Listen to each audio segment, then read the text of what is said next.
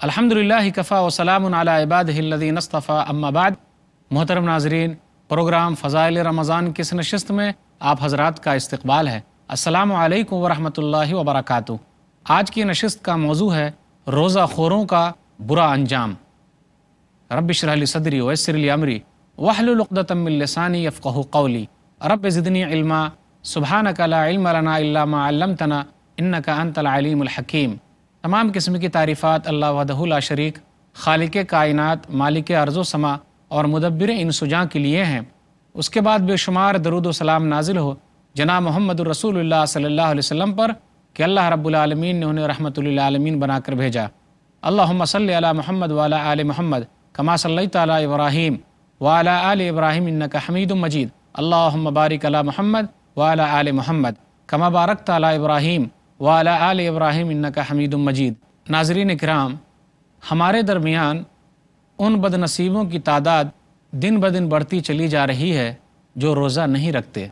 अच्छे खासे हैं, हट्टे कट्टे हैं, बीमार भी नहीं हैं, मुसाफिर भी नहीं हैं, फिर भी वो रोज़ा नहीं रखते। बहुत सारी औरतें भी ऐसी हैं जो बीमार भी नहीं हैं, सफ़र में भी नहीं हैं, हैज़ के दौर से भी नहीं गुज़र रही हैं, निफास के दौर से भी नहीं गुज़र रही हैं, वो हामिला भी नहीं हैं और दूध पिलाने वाली भी नहीं हैं, मगर रोज़े नहीं रखती। ऐसे बदनसीबों की तादाद हमारे दरमियान दिन ब दिन बढ़ती चली जा रही है। ये रमज़ान का महीना आया और चला गया। कितने रमज़ान के महीने आते हैं और चले जाते हैं, इन लोगों पर कुछ भी असर नहीं पड़ता।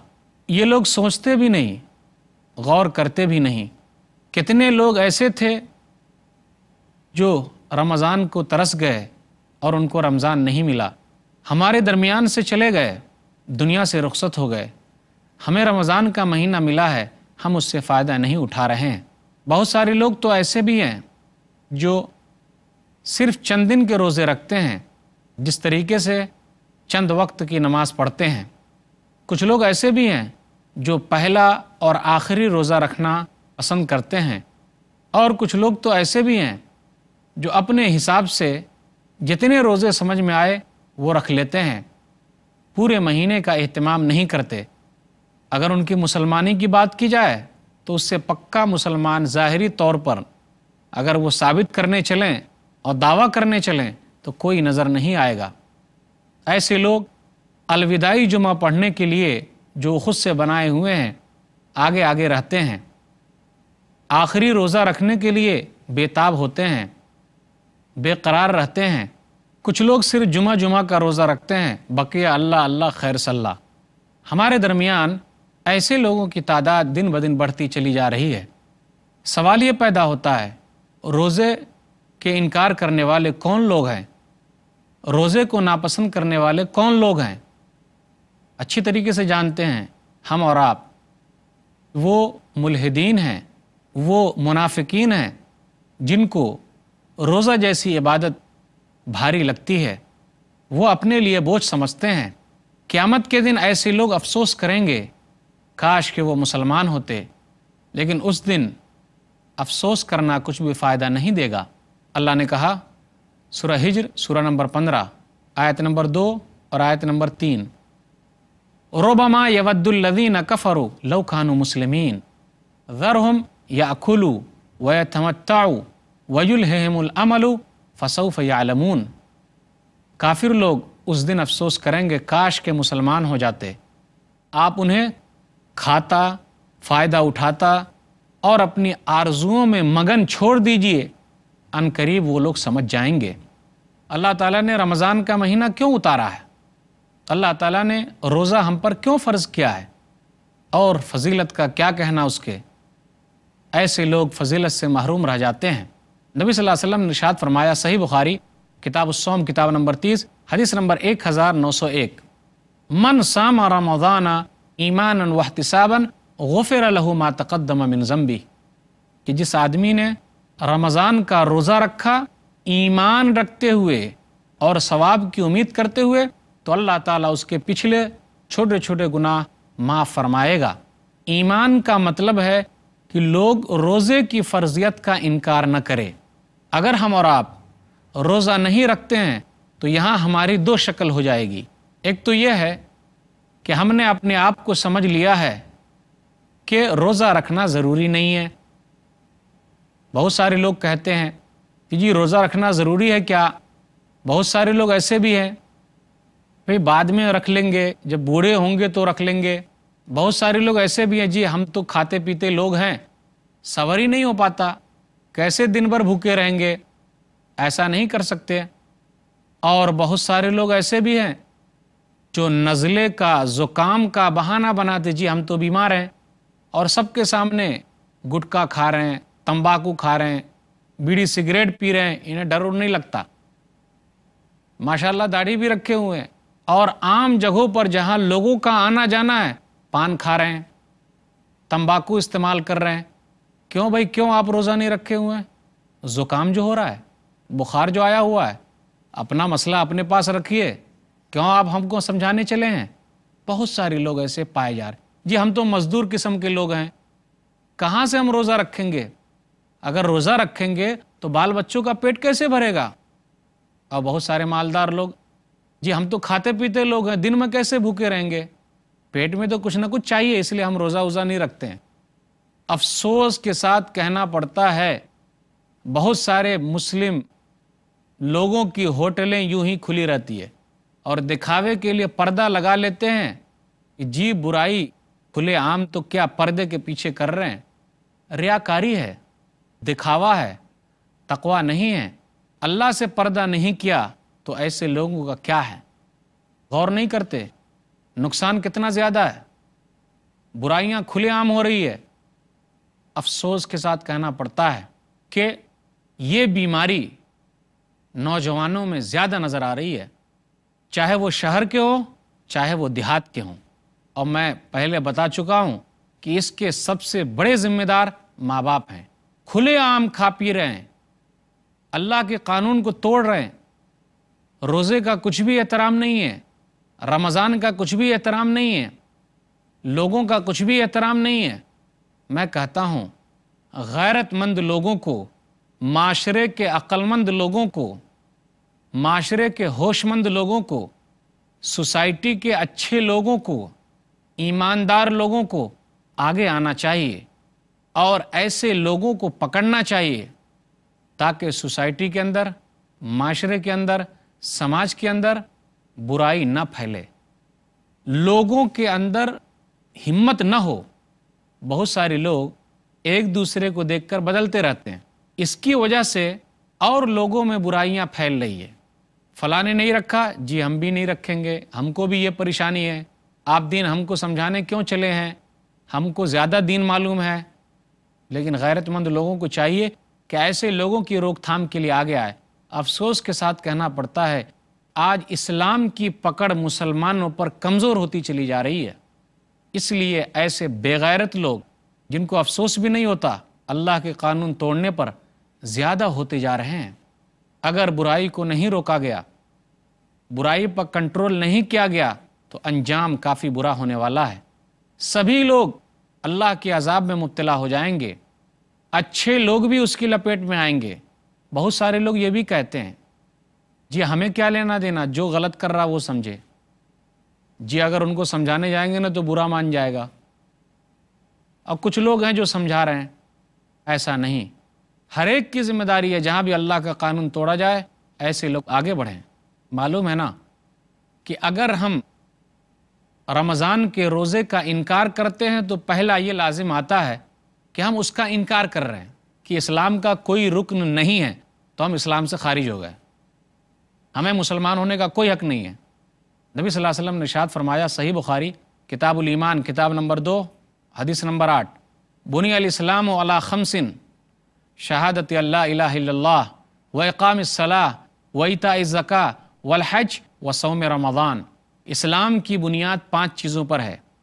لا الہ الا اللہ کی گواہی دینا، یعنی اللہ کے سوا کوئی اللہ نہیں، اور محمد صلی اللہ علیہ وسلم اللہ کے رسول ہیں، اور نماز پڑھنا۔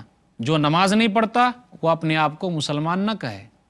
پھر اسی طرح زکوٰۃ ادا کرنا، اللہ نے مال دیے ہیں، وہ زکوٰۃ ادا نہیں کرتا اپنے آپ کو مسلمان نہ کہے۔ اسی طرح اللہ نے طاقت دی ہے، حج کے لیے نہیں جاتا، اپنے آپ کو مسلمان نہ کہے۔ اللہ نے طاقت دی ہے، کوئی بیمار نہیں ہے، وہ بیمار نہیں ہے، مسافر نہیں ہے، اچھا خاصا ہے، روزہ نہیں رکھتا، اپنے آپ کو مسلمان نہ کہے، انکار کر رہا ہے۔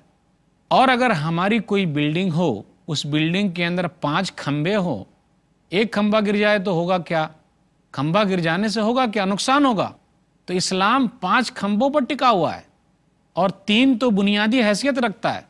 اگر ہم اس کا اہتمام نہیں کرتے تو ہم اسلام کو گرا دے رہے ہیں۔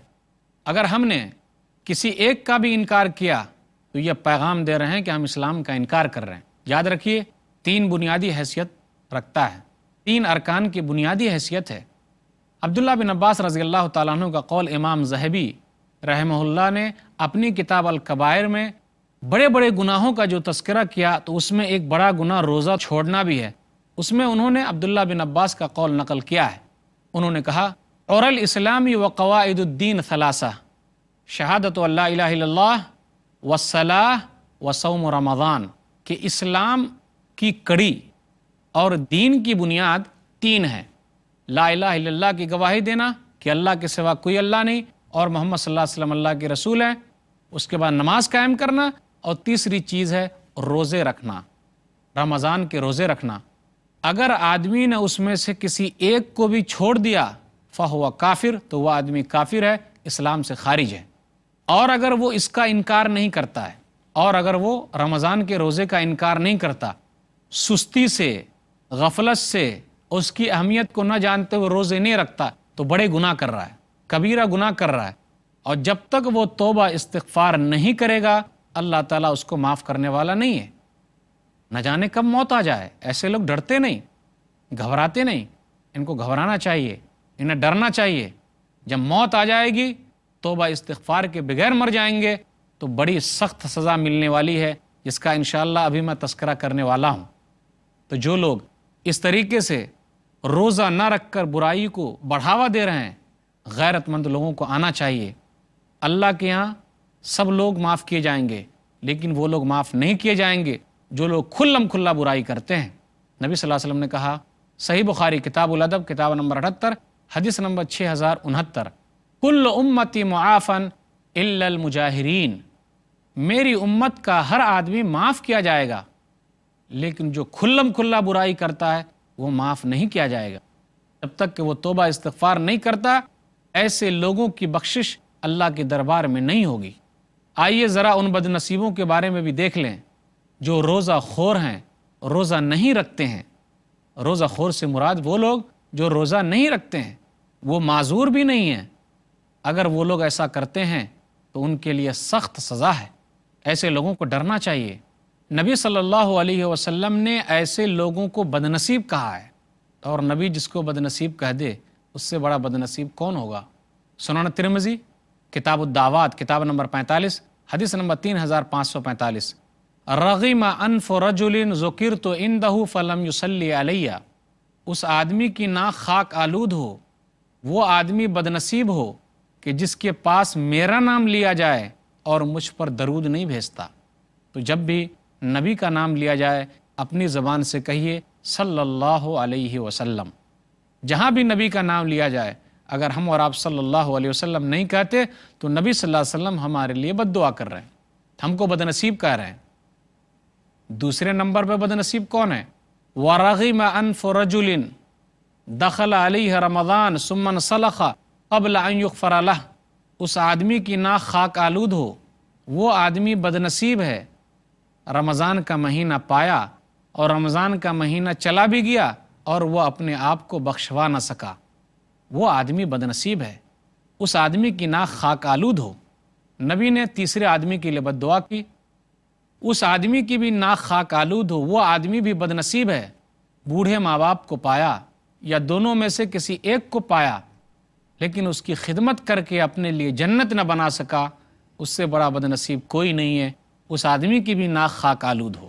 پتہ کیا چلا کہ نبی صلی اللہ علیہ وسلم روزہ خوروں کے لیے بد دعا کر رہے ہیں، تو جو لوگ روزہ نہیں رکھتے، نبی کی بد دعا ان کے لیے لگ رہی ہے۔ نبی تو نبی ہیں صلی اللہ علیہ وسلم، افضل البشر، انسانوں میں سب سے اچھے، رحمت للعالمین، جہان والوں کے لیے رحمت بنا کر کے بھیجے گئے، وہ بد دعا کر رہے ہیں۔ ذرا ان کے بد دعا کا بھی جائزہ لیجئے۔ جو جبریل امین ہیں، فرشتوں کے سردار ہیں، وہ بھی بد دعا کرتے ہیں کن لوگوں کے لیے؟ جو روزہ نہیں رکھتا۔ نبی صلی اللہ علیہ وسلم نے ارشاد فرمایا، مستدرک حاکم کتاب البر والصلہ کتاب نمبر 35 حدیث نمبر 7256، کعب بن عجرہ رضی اللہ تعالیٰ عنہ کہتے ہیں کہ ایک مرتبہ نبی صلی اللہ علیہ وسلم ممبر پر چڑھے، پہلے زینے پر چڑھے تو آپ نے آمین کہا، دوسرے زینے پر چڑھے تو آپ نے آمین کہا، تیسرے زینے پر چڑھے تو آپ نے آمین کہا۔ پہلے تو نبی نے صحابہ سے کہا احضر الممبر، ممبر حاضر کرو۔ جب ممبر حاضر ہو گیا تب آپ نے ایسا کیا، یا رسول اللہ لقد سمینا منک اليوم شیئا ما کنا نسمعہ، اللہ کے رسول آج تو ہم لوگوں نے وہ باتیں آپ سے سنی ہیں جو اس سے پہلے ہم نے نہیں سنی، یعنی وہ باتیں کہ آپ ممبر پر چڑھے تو آمین کہا۔ کہا سنو، میں جب پہلے زینے پر چڑھا تو جبریل امین آئے، میرے پاس آئے اور انہوں نے کہا بعدًا لمن ادرک رمضان فلم یغفر لہ، ہلاکت و بربادی ہے ان کے لیے جو رمضان کا مہینہ پائے اور اپنے آپ کو نہ بخشوائے۔ تو میں نے آمین کہا، میں نے کہا اے اللہ تو اس بد دعا کو اس آدمی کے حق میں قبول کر لے۔ دوسرے زینے پر چڑھا تو جبریل امین نے کہا کہ دیکھیے آپ کا نام لیا جائے اور وہ آدمی آپ پر درود نہ بھیجے، اس کے لیے ہلاکت و بربادی ہے، وہ ہلاک ہو، برباد ہو۔ تو میں نے آمین کہا ہاں اللہ وہ بدنصیب ہو جائے، ہلاک ہو جائے، برباد ہو جائے۔ تیسرا وہ شخص ہے جو میں نے تیسرے زینے پر آمین کہا تھا، اپنے ماں باپ کو پائے، بوڑھے ماں باپ کو پائے یا دونوں میں سے ایک کو پائے، لیکن اس کی خدمت کر کے جنت میں نہ چلا جائے، اس سے بڑا بدنصیب کون ہوگا؟ تو میں نے کہا کہ اللہ کی رحمت سے وہ دور ہو جائے۔ جبریل امین نے کہا کہ اللہ کی رحمت سے وہ دور ہو، تو میں نے آمین کہا کہ ہاں اے اللہ تو اس کو اپنی رحمت سے دور کر دے۔ ذرا دونوں حدیثوں پر غور کیجئے۔ پہلی حدیث کے اندر نبی صلی اللہ علیہ وسلم کہتے ہیں کہ خاک آلود ہو، ناکام ہو، نامراد ہو۔ دوسری حدیث میں جبریل امین بد دعا کر رہے ہیں اور نبی صلی اللہ علیہ وسلم اس بد دعا کے لیے سفارش کر رہے ہیں۔ غور کرنے کا مقام ہے۔ جبریل امین یہ فرشتوں میں سے بہترین فرشتے ہیں، وہ افضل الملائکہ ہیں، سب سے اچھے فرشتے ہیں، جو ساری انسانیت کے لیے رحمت کا پیغام قرآن لے کر آئے۔ اور ہمارے نبی جناب محمد الرسول اللہ صلی اللہ علیہ وسلم رحمت للعالمین ہیں، جہان والوں کے لیے رحمت بن کر آئے۔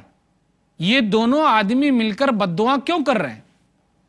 جبکہ ہونا تو یہ چاہیے تھا کہ نبی صلی اللہ علیہ وسلم منع کرتے جبریل امین کو کہ آپ بد دعا مت کیجئے، لیکن معاملہ اتنا زیادہ گمبھیر ہے کہ بد دعا کیا بلکہ اس بد دعا کو قبول کرنے کے لیے رب سے سفارش کر رہے ہیں۔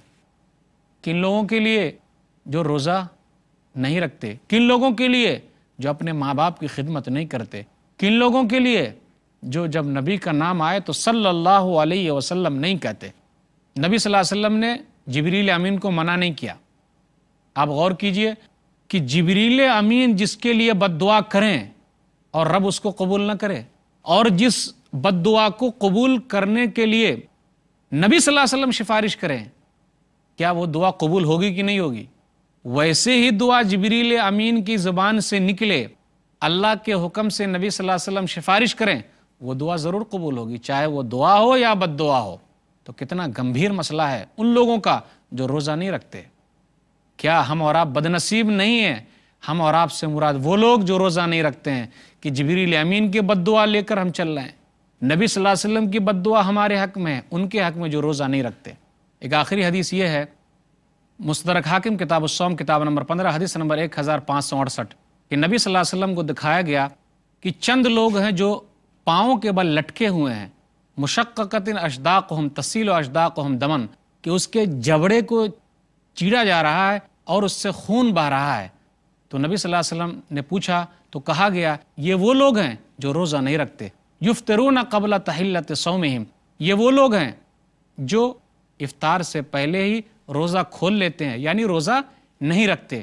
تو ان لوگوں کا یہ انجام ہے کہ ان کے پاؤں کو اوپر کیا جا رہا ہے اور ان کے منہ کو نیچے کیا جا رہا ہے اور ان کے جبڑے کو چیر دیا گیا ہے اور ان سے خون بہہ رہا ہے۔ کیا ہم اور آپ ایسی تکلیف برداشت کرنے کے لیے تیار ہیں؟ اس سے مراد وہ لوگ جو روزہ نہیں رکھتے۔ تو روزہ خوروں کا برا انجام ہونے والا ہے۔ عہد کیجئے، جو غلطی ہوگی اللہ سے معافی مانگیے اور روزہ رکھنے کے لیے تیار ہو جائیے۔ اللہ تعالیٰ ایسے بد نصیبوں کو توفیق دے۔ آمین وآخر دعوانا الحمدللہ رب العالمین وصلی اللہ علی نبینا محمد وآلہ وصحبہ اجمعین۔ والسلام علیکم ورحمۃ اللہ وبرکاتہ۔